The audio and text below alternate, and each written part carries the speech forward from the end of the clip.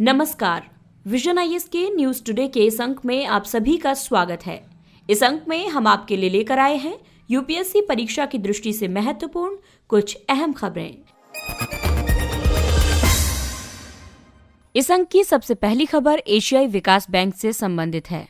ADB और भारत ने पश्चिम बंगाल में सार्वजनिक वित्त प्रबंधन यानी पीएफएम में सुधारों को बढ़ावा देने के लिए $50 मिलियन के ऋण के समझौते पर हस्ताक्षर किए हैं। ये ऋण पश्चिम बंगाल को अपनी पीएफएम यानी सार्वजनिक वित्त प्रबंधन प्रक्रियाओं और परिचालन दक्षता में सुधार के लिए दिया गया है। सार्वजनिक वित्त प्रबंधन उन कानूनों, नियमों, प्रणालियों और प्रक्रियाओं के समुच्चय को दर्शाता है जो सरकार द्वारा निधियों एवं लेखा परीक्षा परिणामों के लिए खाता, राजस्व संग्रहण और सार्वजनिक व्यय को दर्शाते हैं। सार्वजनिक वित्त सुधारों में राजकोषीय सुधार, व्यय प्रबंधन, सार्वजनिक ऋण प्रबंधन, प्रक्रिया सुधार, प्रबंधन सूचना प्रणाली, क्षमता विकास और संस्थागत सुदृढ़ीकरण शामिल है। सार्वजनिक वित्त प्रबंधन का उद्देश्य ये सुनिश्चित करना है कि कर संग्रह और सार्वजनिक व्यय का समग्र स्तर राजकोषीय घाटे के लक्ष्य के अनुरूप हो। इसके अलावा सार्वजनिक संसाधनों को सहमत रणनीतिक प्राथमिकताओं के आधार पर आवंटित किया जाए और सेवाओं के वितरण में धन का अधिकतम मूल्य प्राप्त करने के लिए परिचालन दक्षता प्राप्त की जाए। आइए अब सार्वजनिक वित्त प्रबंधन के महत्व के बारे में जानते हैं। ये राजकोषीय बचत उत्पन्न करने में सहायता करेगा जो राज्य को समृद्धि बढ़ाने वाली विकास परियोजनाओं के वित्त पोषण में मदद कर सकती है।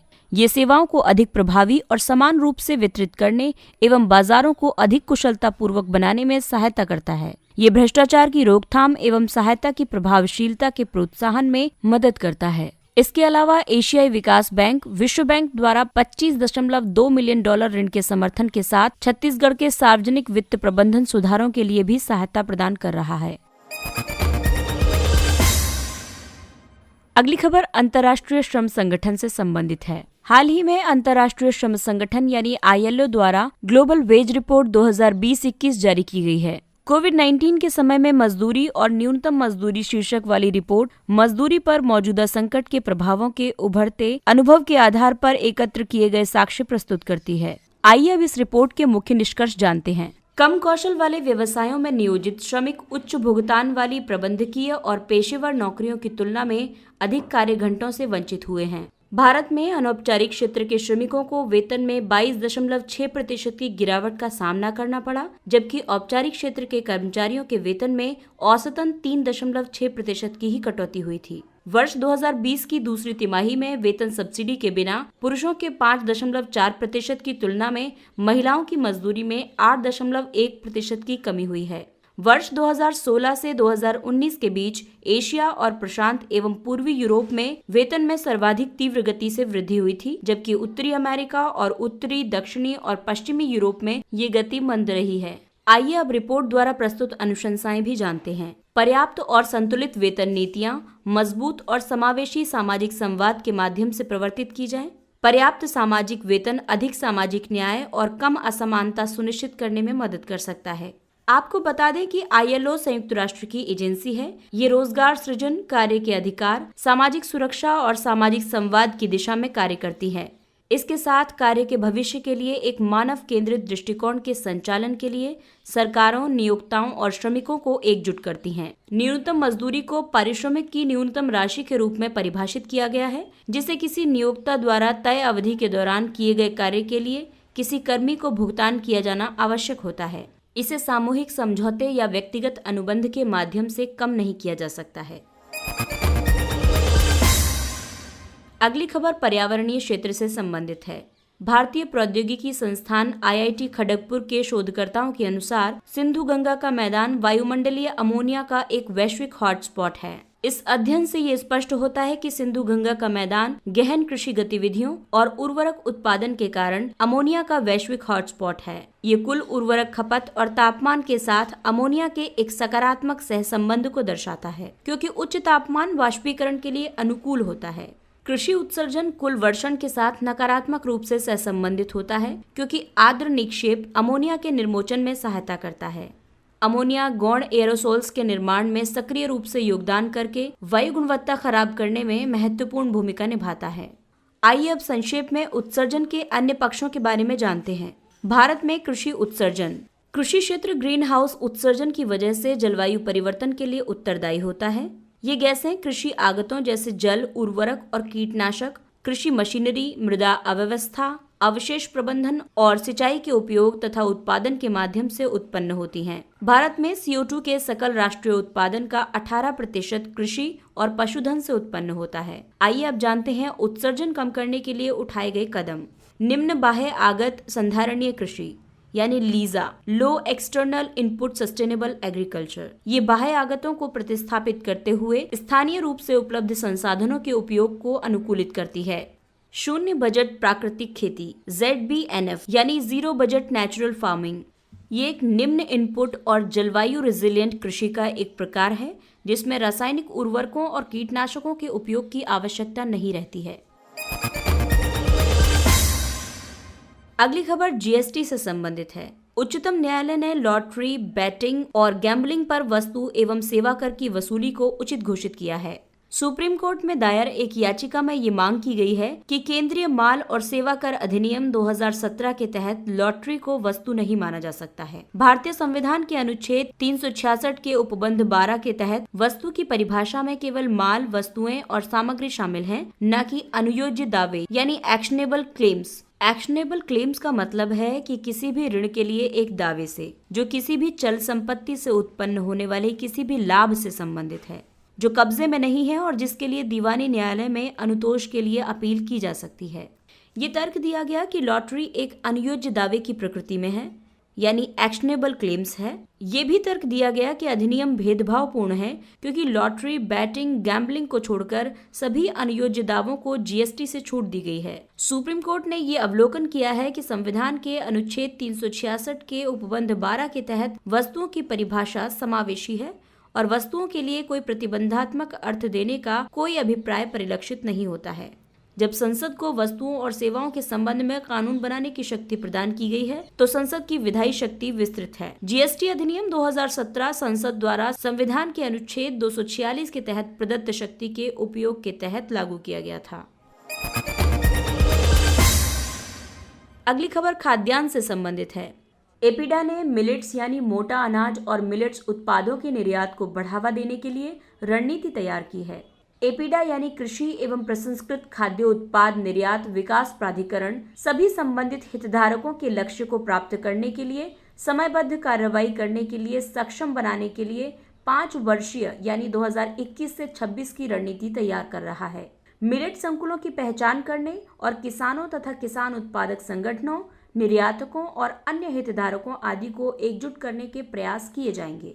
मिलेट सामान्यतः छोटे बीजों वाले खाद्यान्न होते हैं जो उच्च पोषक तत्वों जैसे लोहा, जिंक और कैल्शियम से भरपूर होते हैं।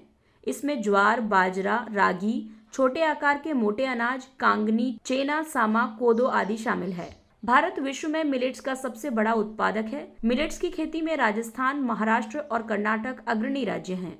हरित क्रांति की शुरुआत से पहले उनकी खपत अधिक थी। हरित क्रांति की शुरुआत से पहले मिलेट्स की खेती ज्यादा जलवायु अनुकूल होती है। इसकी खेती में जल की कम मात्रा की आवश्यकता होती है और इन्हें शुष्क भूमि पर उगाया जा सकता है। इसके माध्यम से कुपोषण और ग्रामीण निर्धनता का निवारण किया जा सकता है।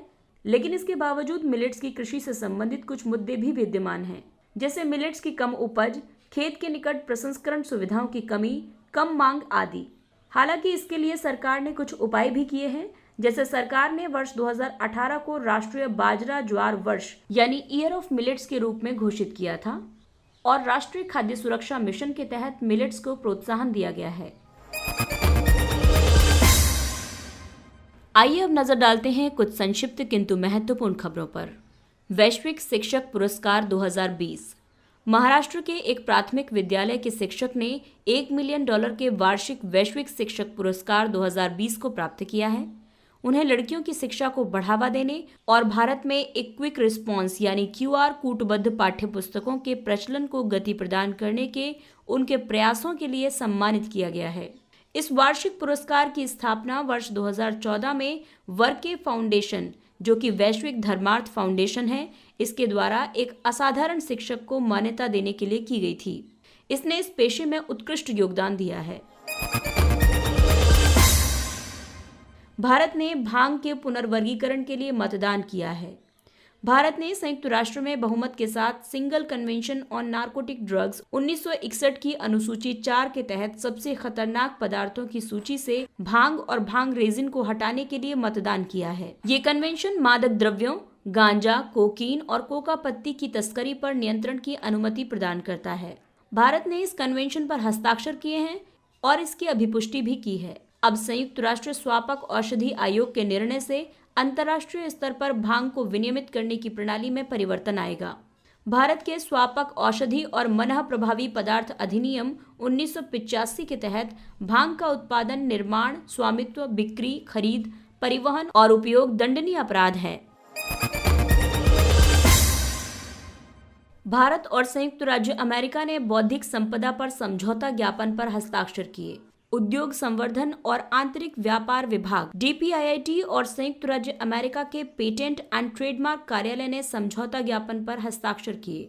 इसका उद्देश्य सार्वजनिक क्षेत्र, उद्योग, विश्वविद्यालयों आदि के बीच बौद्धिक संपदा पर सर्वोत्तम प्रथाओं, अनुभवों और ज्ञान के विनिमय की सुविधा प्रदान करके दोनों देशों के बीच इंटेलेक्चुअल प्रॉपर्टी सहयोग को बढ़ावा देना है।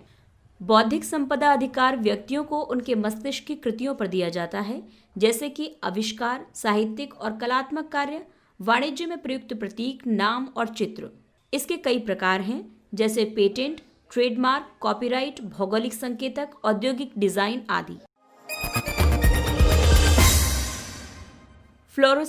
फ्लोरोसिस एक अशक्त कर देने वाला रोग है, जिसकी वजह से शरीर के कठोर और मुलायम ऊतकों में फ्लोराइड्स का जमाव हो जाता है। ये पेयजल या खाद्य उत्पादों या औद्योगिक प्रदूषकों के जरिए दीर्घावधि तक फ्लोराइड के अधिक अंतर्ग्रहण के कारण होने वाली एक सार्वजनिक स्वास्थ्य समस्या है। अतिरिक्त फ्लोराइड का अंतर्ग्रहण ज्यादातर पेयजल के माध्यम से होता है और ये दांतों और हड्डियों को प्रभावित करता है।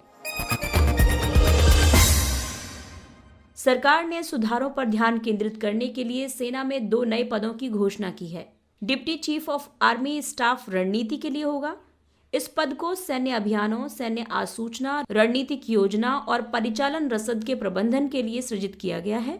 ये सैन्य संचालन महानिदेशक यानी DGMO और सैन्य आसूचना महानिदेशक यानी DGMI के कार्यों का पर्यवेक्षण भी करेगा। दूसरा पद है सेना मुख्यालय में महानिदेशक सूचना युद्ध। ये नया अधिकारी फेक नैरेटिव्स और इसके कारण उत्पन्न सभी प्रकार की चुनौतियों से निपटने का कार्य करेगा। मलयन विशालकाय गिलहरी ये उत्तर पूर्वी भारत के सदाबहार और अर्ध सदाबहार वनों में पाई जाने वाली वृक्षों पर रहने वाली एक शाकाहारी कृंतक है। इसे वन स्वास्थ्य संकेतक प्रजाति भी माना जाता है। भारतीय प्राणी सर्वेक्षण के अनुसार लुप्त हो रहे वनों और जलवायु परिवर्तन ने इसके अस्तित्व के समक्ष खतरा उत्पन्न कर दिया है। वर्ष 2050 तक इस प्रजाति के लिए केवल 3% ही उपयुक्त पर्यावास उपलब्ध होगा और ये विलुप्त भी हो सकता है। IUCN की लिस्ट में इसे नियर थ्रेटन्ड का दर्जा दिया गया है। भारत में भूरे रंग की विशाल गिलहरी और भारत के मालाबार में पाई जाने वाली विशाल गिलहरी की अन्य प्रजातियां हैं। इसके साथ ही ये अंक समाप्त होता है। अगले अंक में फिर मुलाकात होगी कुछ अन्य महत्वपूर्ण खबरों के साथ। तब तक आप अपना ख्याल रखिए, सुरक्षित दूरी बनाए रखिए और मास्क पहनिए। नमस्कार।